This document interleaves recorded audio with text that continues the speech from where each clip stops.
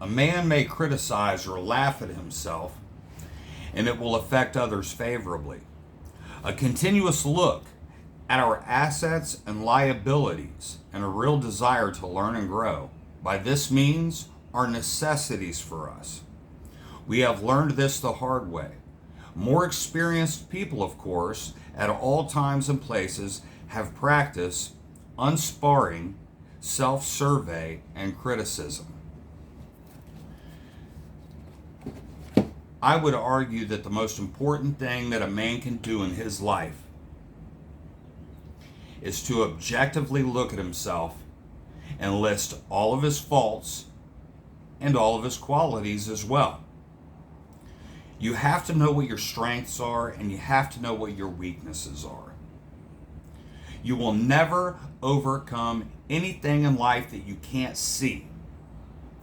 If you cannot see something, you cannot defeat it. You have to be able to clearly see something for what it is, see yourself for who you are and your capabilities, and where you're not capable, which most men aren't. You are not capable defeating these things in your life by yourself, as you are with the help of an experienced, wise man. I promise you that. As I've said it before, you will overcome in 5 years with the help of a good man that which you would never overcome in 5 lifetimes. And by sitting down and objectively looking at ourselves and thinking, okay, who am I truly as a person? Man and woman. I just don't claim to be able to raise a woman to be a woman. I know what it's like to be. I don't know what it's like to be a woman. I can give a woman advice. I can tell a woman what a man wants, what a man's looking for. And I can give general advice on how to be a decent human being. Things that are universal that we should all live by. But I believe that women should help women become women, and men should help men become men. So that being said, this is universal. This is universal. But I'm speaking to the men.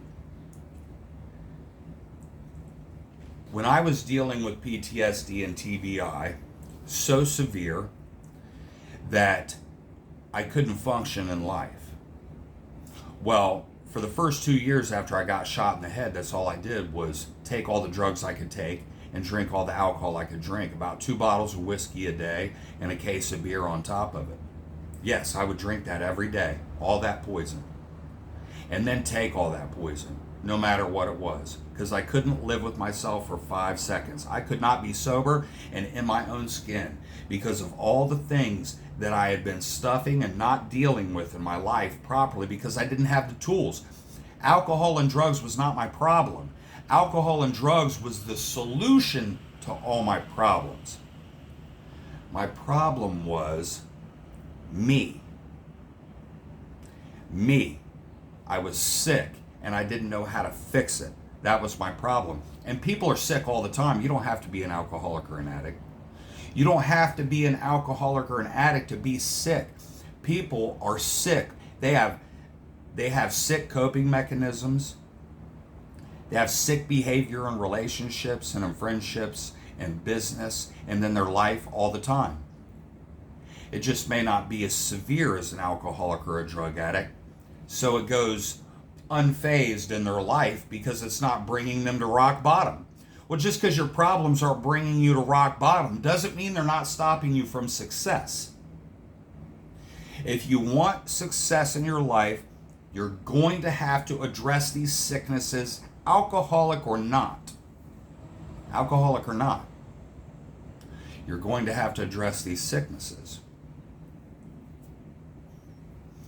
And you cannot address something. When I was dealing with PTSD and TBI, I had to first face myself and say, okay, I am truly sick. And I had to have another person assess me. At that time, it was called a sponsor. People get coaches, sponsors, friends, somebody with wisdom. You want to go to somebody with wisdom and talk to them. What are my real behaviors? Who am I really? Who do you see me as? And then let them tell you honestly. And you just have to sit there and shut the fuck up. And you got to let them tell you everything they hate about you, everything that drives people away, everything that you're bad at. And you just be okay with it. And you say, you know what, this person's being honest with me. It's okay to be a shitty person when you don't know. It's just not okay to continuously be a shitty person after you learn how not to be. That's the problem. Everybody's a shitty person in their life. I was the worst shitty person. I was the most terrible person you ever wanted to be around. Because I couldn't see any of my bullshit, and I refused to sit down and take a look at it or let anybody tell me anything that's wrong in my life, especially if you've been abused your whole life. You've been abused your whole life, physically, emotionally, or if you've been abused sexually. And so you're not going to let another person degrade you any further because you've dealt with it your whole life, you've had to fight it off your whole life, and now you'll be damned if anybody's going to fucking say something bad about you. Well, that's exactly what's stopping you. Is your inability to let a wise man, not a fool, not somebody who hates you, but somebody who cares for you, somebody who loves you, somebody who is interested in helping you. That is the person that I would listen to. But your inability to listen to that person is exactly what's going to hold you back. And because of the fact that I was able to see my mental illnesses, even though the doctors told me I would never recover, they said, your brain will never recover. You'll have PTSD for the rest of your life. You're going to be this sick for the rest of your life. You might cover 40% over the next few years, or I think they either said 20% or 40% over the next 4 years. But then your brain will never recover any further after that. That's what I was told. Well, then I learned about neuroplasticity. See, I started doing my own research, becoming my own man, refusing to take no or I can't as an answer. And I learned that we can create new connections in our brain, that our brain can heal and grow, and we can change our brain through physical fitness and discipline, dieting, by changing our mind, by gaining the tools that it takes to change our mind, by being aware of what we're thinking about. You have to think about what you're thinking about in order to change that on a continuous basis until it becomes a part of you. And like I said in my last video, sometimes we have to fake it until we make it. Sometimes we have to fake it until we make it. We have to fake it until it becomes a part of who we are. We have to practice it. You can call it faking it. I call it practicing. When I wanted to overcome my anger in Alcoholics Anonymous, okay? Every single time I would get angry, I had to stop and think about what I'm thinking about. I had to, as soon as I started to get angry, I had to be like, okay, I'm consciously aware of my anger. This is the way I'm feeling right now. I need to take 10 seconds and just think about this for 1 second before I respond or react.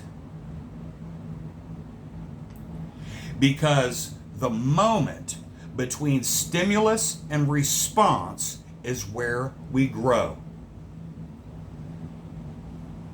That little space, that tiny space that we create. When someone steps on your toe, your first reaction is to get mad. Stimulus and response. When someone calls you a punk, your first thing is to get mad. Stimulus and response. That little space between stimulus and response is where you grow. And it's tools like that, information like that, And knowing that and applying it in your life on a regular basis is where you're going to succeed. And you need other men who have been there, done that, and can tell you exactly what to do, to show you how to do it, to guide you down that path. You got to fake it until it becomes a part of your life. You got to practice it until it becomes a part of you. I was still angry. But I would put a smile on and be like, you know what? I'm not going to let this bother me today. You know what? I'm not going to give this person the reaction they want. You know what? I'm going to be the man that I want to be regardless of how I feel. Because our feelings are liars. So I'm faking my feelings, or I'm practicing feeling a different way. Call it what you want. Winning is winning. You could call it what you want. A dub's a dub, baby. I don't care. And it's those things like that. That's how you become a hero in your own life. That's how you become the woman or the man that you always wanted to be. That your kids need you to be. That your family needs you to be. That your business, your future, that the universe, that this world needs you to be. Because we owe. Anybody who's grateful in this world knows that, well, for one, gratitude's an action word. It's not a feeling. Gratitude is not a feeling. I don't feel grateful all the time. But here I am making this video. Even though I really don't have time today, I've got other stuff that I need to be doing. I've been working really hard, working out really hard. I've got things I'd much rather be doing. But I'm going to make this video today because I have gratitude.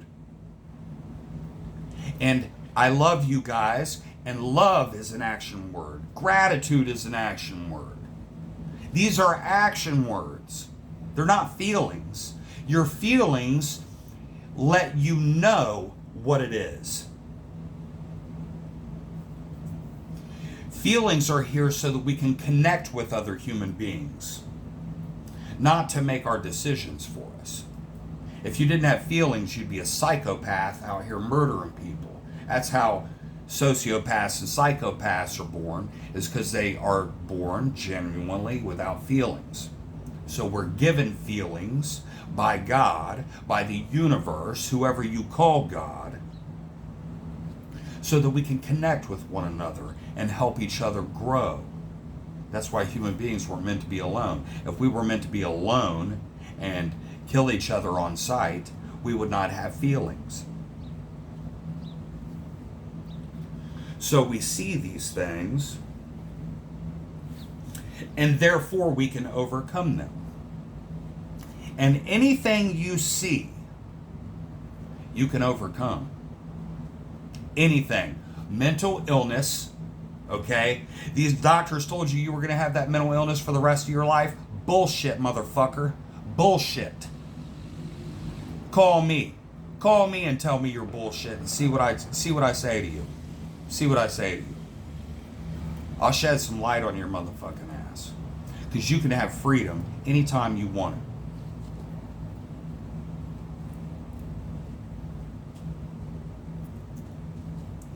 These doctors tell you you're not going to get over stuff all the time. Tell people they're not going to walk again. Tell people they'll never overcome this mental illness. People will tell you you can't overcome that addiction, or it's just ingrained in you. It's who you are. No, nothing is who you are. The only thing you're born with is the ability to root for a nipple and your general genetics. You may be prone to certain things, but that's not who you are. You create who you are. You are your own hero. You are God. Let me ask you this, and I'll leave you with this, okay? I'll leave you with this. I'll close the video with this. If it's true, and it is, because we're all made of hydrogen, oxygen, and carbon, which are the most popular element. They're what the entire universe is created out of. You are created with the same elements that every single living thing in the universe or thing in the universe is created out of. Hydrogen, carbon, and oxygen. So if we're created with the same elements that make up the universe, and those are our main functioning elements, and if it's true that God created you from the earth and from Him, that means you're half your father, half your mother. Aren't we? Aren't we half our father, half our mother? So you are half God's. You are a God. Remember that. You're a God. You have the power in your mind and the vibrations of your soul and your body. And you're going to let somebody tell you you can't fucking do it? That you can't fucking succeed? Hell no, motherfucker.